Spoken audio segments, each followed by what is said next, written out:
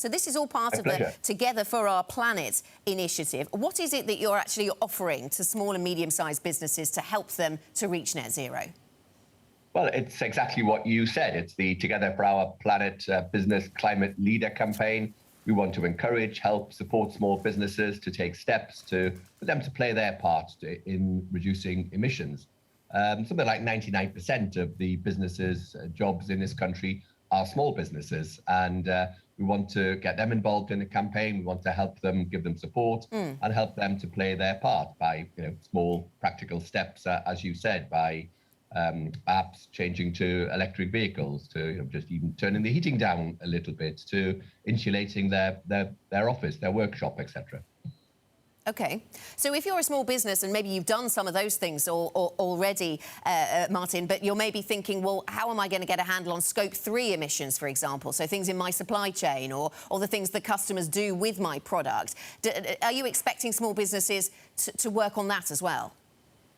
If they want to. I mean, this is entirely voluntary. I don't want to, we're conscious of the fact that many of these companies are already stretched, and we don't want to put undue burdens on them. So it's entirely voluntary.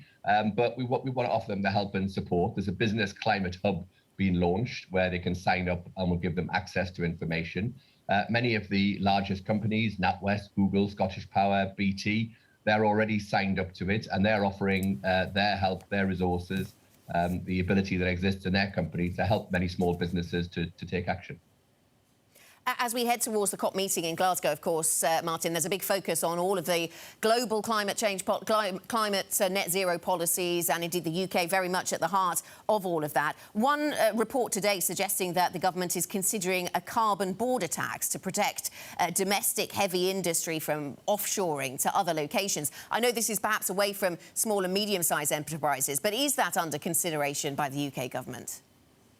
Well, it's being looked at in both the UK and in the EU, because, of course, many people have pointed out the obvious fact that if we reduce carbon emissions in the UK, and a lot of that is produced by heavy industry, by steel, by aluminium, etc., and those industries maybe just transfer to other parts of the world, they're still emitting into the same atmosphere, and then those products are re-imported back into the UK again. So there's a big danger that we make ourselves uncompetitive, drive businesses offshore.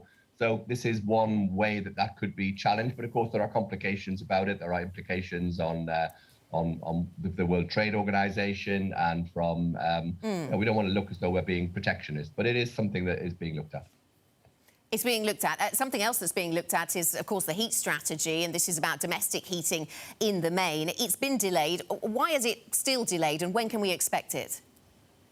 Shortly is the answer to that. We're in the final stages of drawing it up at the moment. You're talking about the heat and building strategy. It's going through the final processes in government at the moment. It was delayed because, of course, of the pandemic. A lot of resources were put into fighting the pandemic, but we're very keen to get it out as quickly as possible. And we'll also be producing a hydrogen strategy shortly as well. And is it going to include a ban on gas boilers in old homes? I don't want to steal the headline from whenever it is released, and you say it's coming shortly, but that is something that's being much talked about. Yeah, there are a number of different aspects to that. We'll be consulting on various options because, of course, we've already taken action for the largest businesses. We've taken action for the private rented sector, and we need to look at what we can do to help and to assist private homeowners as well to also take action. So if you are trying to encourage homeowners to take action on gas boilers, will there be just a focus on heat pumps to replace them, or will this be about hydrogen as well? Well, they're the two options. At the moment, of course, heat pumps are available. They're on the market now. You can electrify your heating and decarbonize it using heat pumps. Hydrogen is something around about the middle of the decade. We're doing a number of experiments at the moment. There are some new hydrogen-powered homes that are already in operation. And around about the middle of the decade, we're going to have to take a decision on whether hydrogen really does offer an alternative to existing domestic gas. OK, and just briefly, Martin, when you say it's coming shortly, is that weeks, months? In government, I can't give you an exact date because it depends on all the different processes in government being done, but we certainly hope to have it out within weeks rather than months.